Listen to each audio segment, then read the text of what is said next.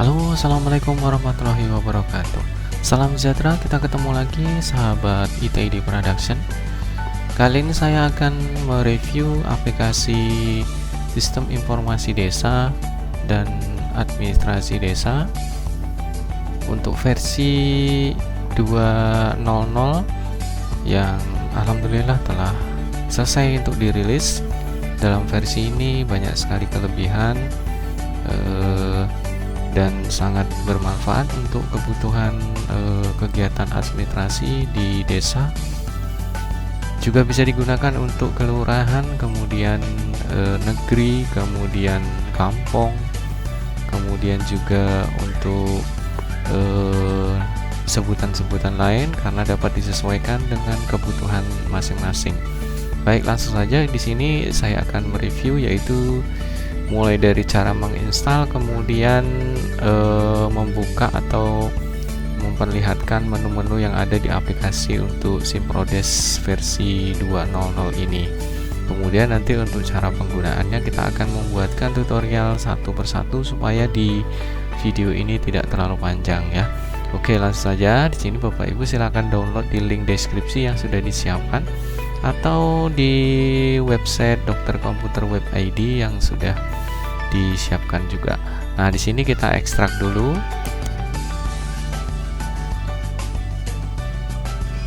Kita pilih extractor. Letaknya boleh ditaruh di C ataupun di D, terserah Bapak Ibu. Yang penting filenya aman. Kemudian di sini foldernya SimProdes V2.0.0 kita buka. Kemudian di sini ada file aplikasinya. Jadi sebelum diinstal, Bapak Ibu silakan dibuka dulu cara installnya supaya nanti tidak terjadi kesalahan. Terutama di poin ke-7 ini ya, pada saat nanti ada pilihan browse, jadi kita pilih local disk C ya, supaya nanti folder penyimpanannya itu ada di C dengan folder SimProdes. Oke, langsung saja kita klik 2 kali untuk masternya.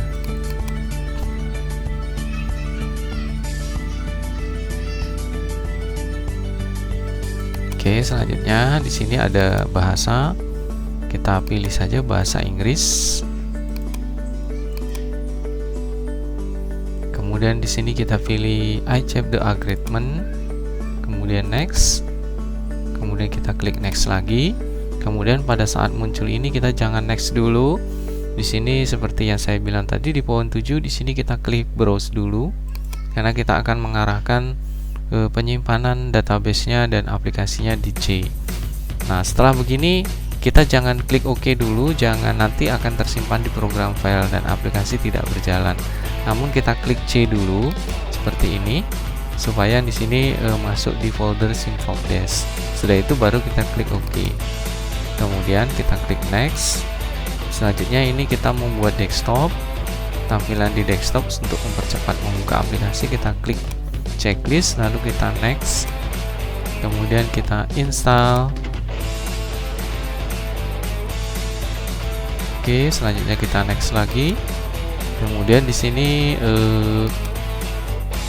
jika kita finish dalam posisi checklist maka dia langsung membuka. Namun jika kita buang checklistnya berarti kita membukanya menggunakan icon yang ada di sini ya.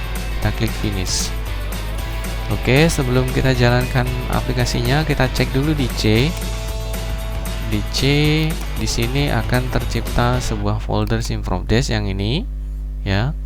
Nah, di sini yang isinya adalah ada data-data kebutuhan aplikasi, yang terutama adalah database dan projectnya ini harus posisi ada di C di folder SimProdes. Kemudian Bapak Ibu kalau misalnya terjadi kegagalan ataupun error, ingin mengganti aplikasinya dengan master yang baru, Bapak Ibu silakan klik uninstall ini ya. Kita klik unin 000 supaya semua data ini dan folder itu hilang atau bersih dari program file dan dari komputer ya. Oke. Nah, kemudian nanti semua data itu akan tersimpan di database. Jadi mohon untuk yang sudah menggunakan data sudah terisi dengan rapi, data penduduk sudah lengkap, ini mohon untuk di backup atau di copy ke partisi D ya, supaya nanti terjadi komputernya install ulang, itu kita tidak hilang ya. Dan kita copy ke D, dan nanti pada saat kita mau install ulang lagi file database yang habis kita install baru lagi aplikasinya, ini kita hapus, kemudian kita kopikan data yang sudah pernah kita isi lengkap tadi ya. Jadi kita tidak perlu menginput 2 kali lagi, cukup databasenya yang kita gunakan, namun aplikasinya kita install ulang. Itu yang perlu Bapak Ibu ketahui. Oke, selanjutnya kita ke aplikasinya. Di sini kita buka SimprofDes V200.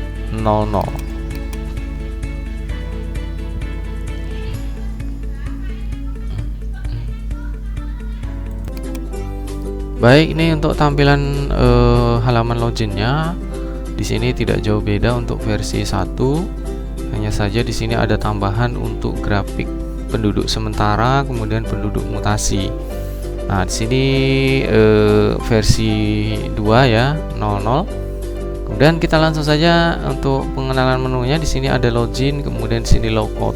Ini untuk di menu login ini silahkan masukkan untuk menu login standar, yaitu admin ya.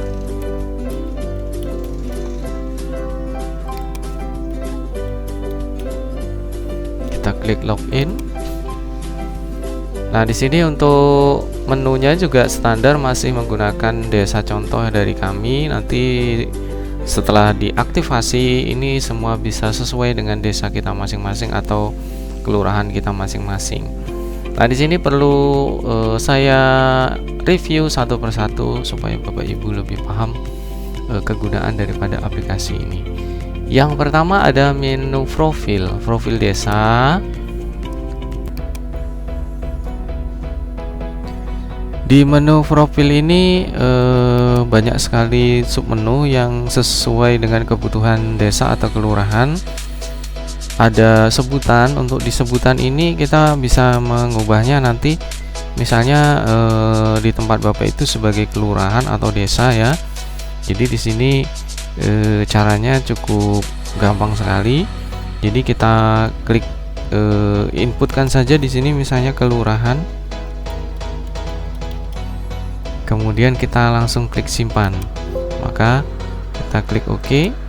Nah, di sini setelah kita inputkan kelurahan, maka di sini ada desa dan kelurahan. Maka di sini untuk yang desanya kita hapus ya. Kita hapus seperti ini. Nah, nanti di semua kata-kata desa yang ada di aplikasi ini dia menjadi kelurahan gitu ya. Oke. Ini saya ulangi lagi. Oke. Sini kita ubah menjadi desa lagi gitu ya. Oke. Selanjutnya di sini juga ada menu view data. Di sini untuk menginputkan view data desa ya, seperti kode wilayah, provinsi, dan sampai alamat gitu ya. Kemudian di menu yang selanjutnya ada sejarah. Ini sejarah singkat desa. Ini penting sekali karena digunakan untuk menyimpan data, misalnya kita memiliki atau kedatangan tamu yang akan melakukan penelitian di desa kita, sedangkan mereka membutuhkan yang namanya sejarah singkat ya.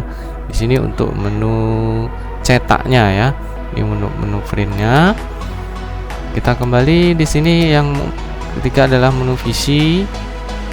Kemudian ada menu misi. Kemudian juga ada menu tujuan desa. Lalu ada perangkat. Untuk di perangkat ini nanti datanya itu akan terkolerasi dengan data yang lain seperti struktur dan sebagainya. Jadi di sini hanya data contoh saja. Jadi Bapak Ibu bisa menghapusnya semua atau mengeditnya data ini ya, dengan ketentuan untuk pengisiannya itu urutannya dimulai dari kepala desa, kemudian kalau ada BPD, kemudian sekretaris desa dan seterusnya ya. Nah, di sini untuk cetak hasilnya untuk mencetak laporan perangkat desanya. Selanjutnya ada menu struktur. Nih menu struktur yang di sini ini mengambil atau berkolerasi dengan data yang ada di perangkat desa ini. Jadi diinput dulu data perangkat desanya yang mana nanti akan dipanggil di menu struktur di sini ya. Nah, di sini nanti kita akan panggil di sini untuk pilihan nama dan sebagainya. Kemudian di sini ada beberapa contoh print. Untuk printnya yaitu berdasarkan model struktur yang ada di desa semuanya. Di sini yang masih tersedia itu adalah mulai model 1 sampai 6. Nah, di sini silahkan dipilih yang sesuai dengan desanya masing-masing. Namun Bapak Ibu jika ingin disesuaikan strukturnya, tidak ada yang sama dengan model ini, bisa dibantu untuk mengedit, menyesuaikan strukturnya. Di sini ada model 1. Nah, di sini contohnya seperti ini untuk model 1. Ditampilkan RT dan RW-nya juga lengkap. Kemudian ada model kedua tanpa RT dan RW tapi langsung dusunnya. Jadi silakan disesuaikan, dipilih mana yang digunakan. Kemudian selanjutnya ada profil tupoksi, tugas pokok dan fungsi perangkat desa ya. Di sini kita bisa isikan profilnya sesuai dengan tugas pokok dan fungsinya, sesuai dengan ininya. Jadi boleh diisi kalau misalnya fungsinya hanya sampai 5, berarti kita isi sampai 5 saja. Kemudian di sini untuk memilih datanya itu kita sesuaikan. Di sini sudah terpanggil otomatis, dari sini tidak perlu diinput. Jadi caranya kita mulai dengan cara yaitu tambah, kemudian di sini baru kita inputkan nomor, maka baru kita isi data. Setelah selesai baru kita simpan ya, maka dia akan masuk seperti ini untuk tupoksi. Nah, yang ini tupoksi kepala desa, kemudian yang ini tupoksi ketua BPD, kemudian tupoksi bendahara, sekretaris dan seterusnya. Oke, di sini untuk printnya, di sini tampilannya seperti berikut ini. Oke, selanjutnya kita ke menu data RT. Data RT, jika Bapak Ibu di desanya masih memiliki RT atau tidak, silakan disesuaikan. Di sini untuk data RT, perhitungan data penduduknya per RT itu akan dilakukan secara otomatis ya. Nanti silakan tonton tutorialnya untuk cara menginput data RT-nya. Dan linknya sudah saya siapkan di deskripsi untuk cara-cara dari pengisian datanya ya. Untuk hari ini kita mereview saja menu-menunya. Kemudian ada data RW. Data RW beserta data penduduknya per RW ya di sini ya. Kemudian ada data dusun ya. Data dusun ini juga ada data dusun, nama dusun, kemudian beserta jumlah penduduknya. Kemudian ada data linmas. Ini data linmas. Kemudian ada input data BPD. Kemudian ada LPM.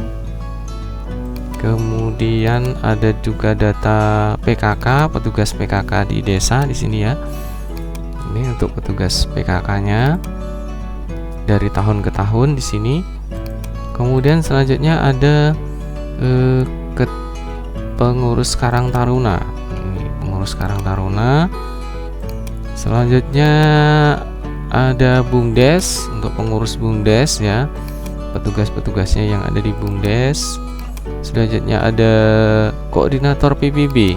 Ini PBB desa di setiap tahunnya untuk menginputkan data-data petugasnya. Kemudian ada data kelompok tani. Ini kelompok tani ini saya buatkan untuk dokumentasi di desa kelompok tani yang ada di desanya.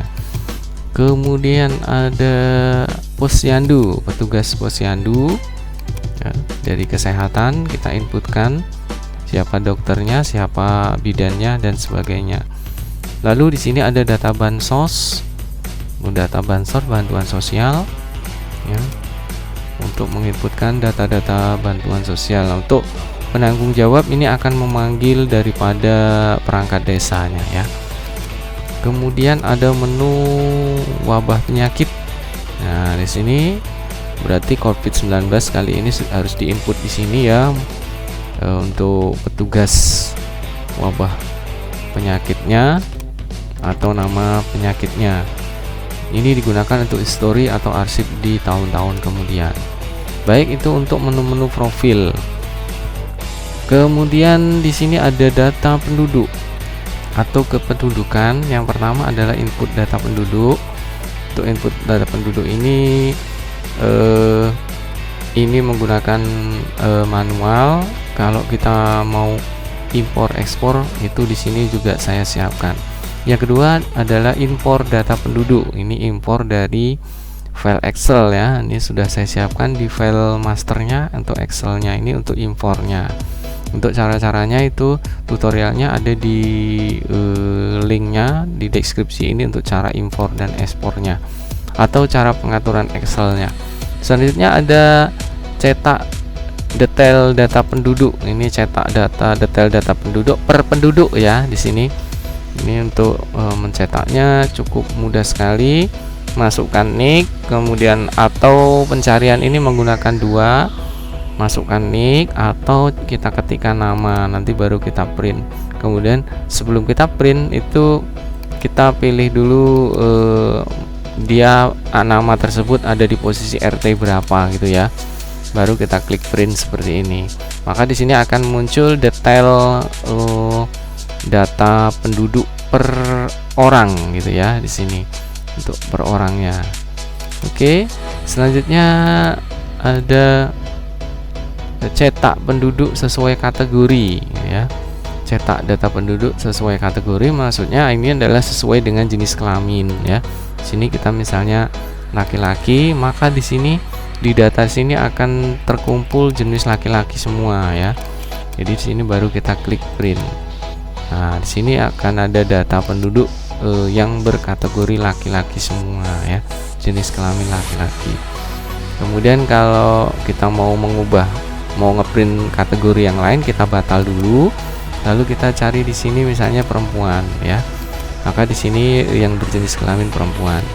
Kemudian berdasarkan dusun ya, di sini dusun yang berada di dusun ini ya. Kemudian berdasarkan RT, RW dan sebagainya ya. Jadi kita batal dulu baru kita pilih sesuai ini, karena kita tidak bisa memilih di sini lebih dari satu pilihan ya. Berdasarkan disabilitas ya, di sini kita bisa pilih gitu ya. Oke, selanjutnya di menu input data KK, input data kepala keluarga ya. Nah, di data penduduk itu yang diinput lengkap itu baru sampai ke bansos ya. Nah, di sini kita lengkapi mulai dari bansos ya. Nah, di sini caranya itu di sini urutan pertama kita klik baru, kemudian di sini masukkan nomor urut, kemudian kita bisa menggunakan nomor KK. Begitu klik baru, di sini kita bisa masukkan nomor urut ya, nomor urut yang dari sini ya, misalnya di sini nomor urut 10, lalu kita klik cari.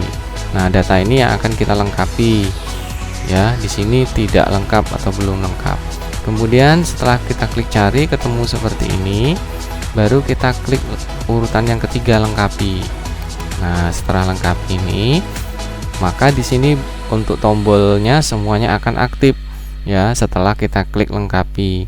Di sini kita ubah, kita pilih di sini untuk bantuan sosialnya itu baru ada dua, karena tadi kita input di bansos tadi baru dua ya. Jadi nanti akan muncul banyak jenis bantuan sosial, itu tergantung inputan dari menu bansosnya gitu ya.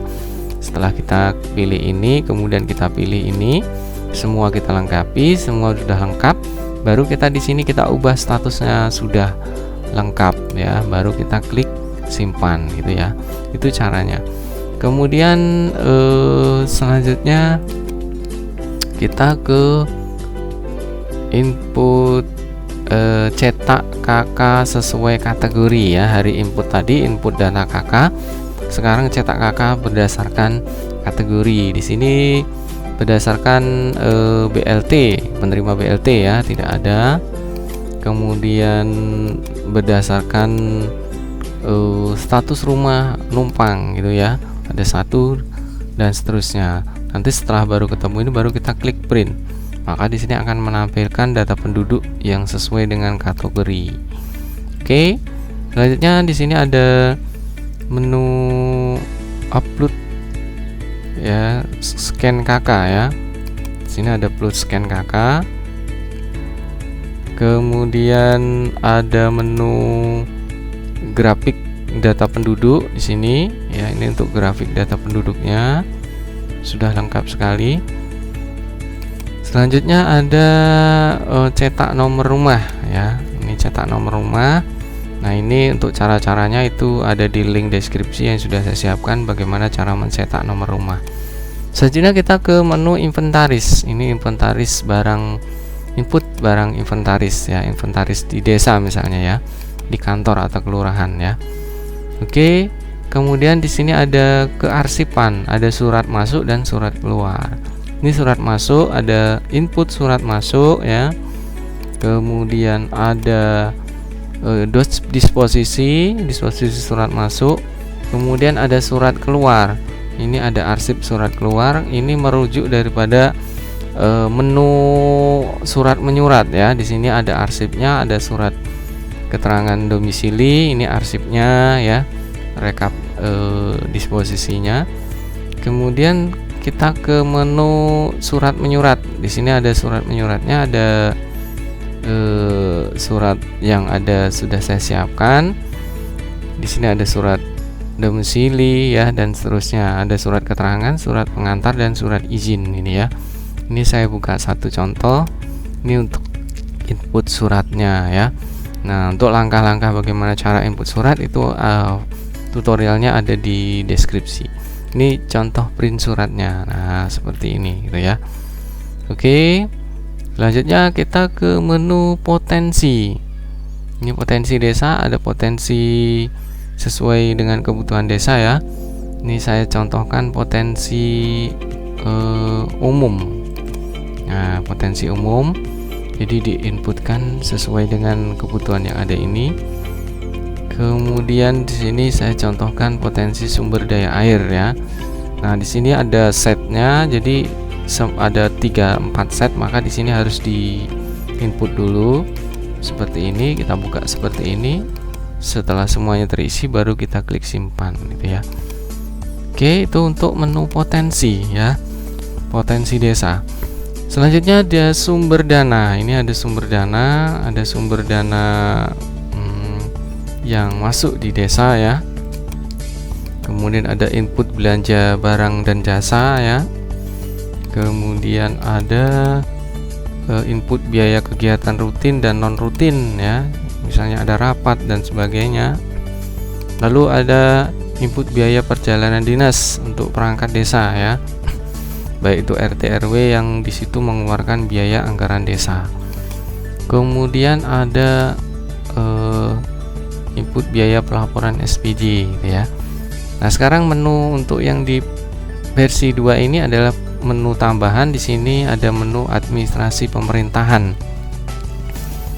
Untuk menu ini ada di versi 1, namun di versi 2 ini ada menu terbaru yaitu administrasi pemerintah ya, sesuai dengan Kemendagri ya, nomor 45 ya, untuk buku A1 hingga A9 ya. Di sini administrasi umum, administrasi penduduk, kemudian administrasi keuangan, kemudian ada administrasi pembangunan. Nah, di sini saya contohkan untuk administrasi umum seperti buku peraturan desa. Nah, ini buku peraturan desa digunakan untuk menginputkan peraturan yang ada di desa itu ya. Oke. Kemudian untuk yang B di sini saya contohkan untuk buku penduduk sementara ya, di sini untuk buku penduduk sementara. Kemudian ada yang B ini B3 ini B3 ini untuk buku rekapitulasi jumlah penduduk ya. Kita lihat cetaknya. Ini cetaknya berdasarkan tahun di sini. Contoh hasil cetaknya seperti ini ya. Di sini berdasarkan dusun nanti. Oke, di sini detail mulai dari jumlah penduduk awal bulan, akhir bulan, kemudian pengurangan dan penambahan gitu ya. Oke, selanjutnya ada C, buku C1, anggaran pendapatan belanja desa. Nah, ini yang tidak kalah pentingnya. Di sini menunya itu ada pendapatan ya. Di sini ada pendapatan, kemudian ada belanja. Kemudian belanja ini di dalamnya ada belanja 1 sampai belanja bidang 1 sampai belanja bidang 5 ya. Di sini belanja bidang 1, bidang 2, bidang 3, bidang 4, bidang 5 ya. Kemudian ada pembiayaan. Ini ada penerimaan pembiayaan, ada pengeluaran pembiayaan. Kemudian di sini ada saldo yang digunakan untuk input pendapatan, belanja dan pembiayaan. Oke, untuk printnya di sini hasilnya seperti berikut ini untuk cetaknya. Nah, seperti ini. Lengkap ya untuk laporan tahunan. Ini untuk cetaknya, buku anggaran pendapatan dan belanja. Oke, selanjutnya kita ke menu administrasi. Ini ada poin D, ini buku rencana kerja bank pembangunan. Ini untuk printnya. Ini untuk cetaknya, untuk belanja kerja pembangunan ya, untuk cetaknya. Kemudian selanjutnya kita ke menu pengaturan. Untuk di menu pengaturan ini ada tambah admin. Ini digunakan untuk menginputkan username login awal ya, untuk login pertama. Jadi siapa saja sih yang berhak untuk masuk di aplikasi ini gitu ya. Kemudian ada tanda tangan laporan. Tanda tangan laporan atau tanda tangan surat. Jadi di sini untuk mengetahui, jadi di sini kita ketik mengetahui, desanya kita ketik, kemudian nama kepala desanya, NIP-nya jika ada, jika tidak ada maka kita kosongkan. Namun jika ada di sini kita ketikkan dengan awalan NIP, kemudian jabatannya kepala desa gitu ya. Oke. Selanjutnya ada input logo dan background. Di sini boleh diedit atau boleh diedit dari sini ya, yang ada di sini, atau dihapus kemudian input baru.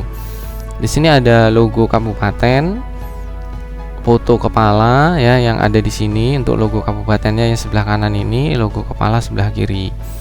Kemudian background login untuk mengganti menu background login. Kemudian background menu utama itu adalah background yang ini ya. Background yang ini bisa kita ganti. Oke. Kemudian di bawahnya ini untuk mengisi judul aplikasinya di menu utama ya, di sini ya. Di sini ini ada baris pertama, di sini baris pertama ini adalah yang bagian ini. Ini baris kedua ya, berarti yang ini baris ketiga yang ini ya. Nanti setelah semuanya selesai baru kita klik simpan.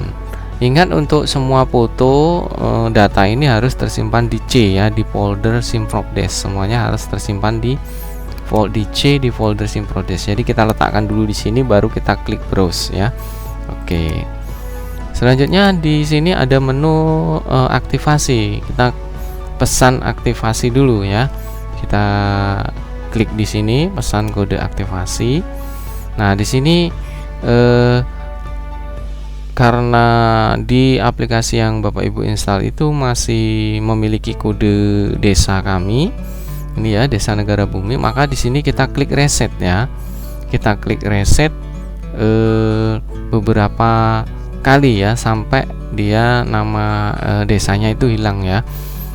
Kemudian setelah kita klik reset baru kita klik input. Lalu setelah klik input, nanti kursornya akan aktif di sini. Masukkan kode wilayah, kemudian masukkan nama desa, desa, kelurahan, kampung, pekon, dan lainnya. Dengan di sini ada keterangannya, yaitu dengan diawali dengan kata desa ya, gitu. Kalau misalnya di depannya ada pemerintahan, berarti di sini desa ini kita ganti menjadi pemerintah. Jadi sesuai dengan kop suratnya, karena ini nanti akan tampil di kop surat untuk pengetikan, dan usahakan dia menggunakan huruf kapital. Nah, nanti setelah input ini selesai kita input ya, kita klik input, maka kirim ini akan aktif, baru kita klik kirim. Setelah kita kirim, nanti ada notifikasi ya. Nah, Bapak Ibu, setelah nanti di input ya, di input di sini misalnya 1 2 3 4 5, kemudian di sini misalnya desa, negara, bumi, baru kita klik kirim ya.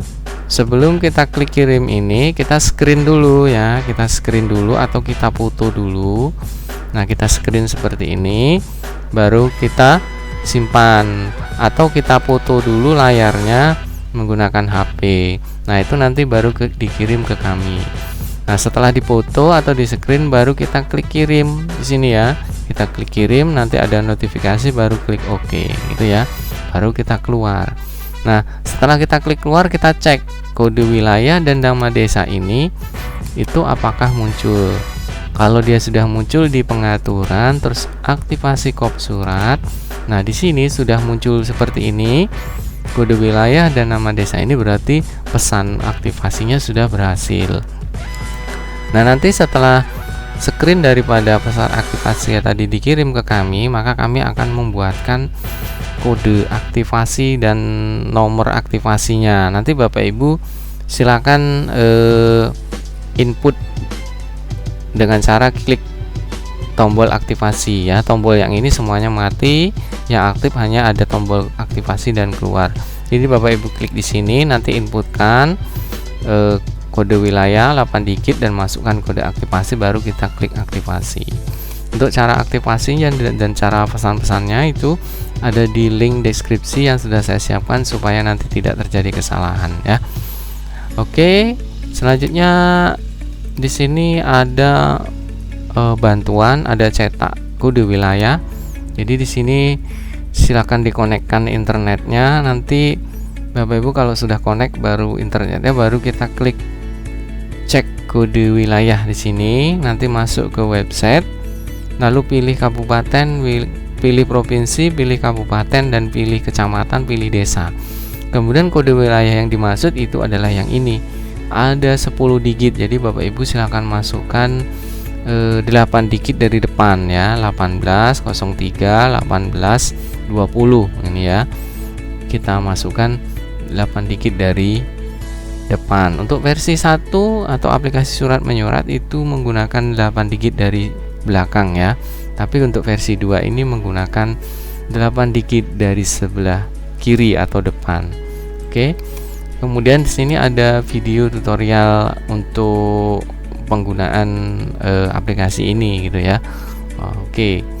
Nah, itu mungkin Bapak Ibu untuk reviewnya cukup panjang sekali, dan mudah-mudahan nanti bermanfaat.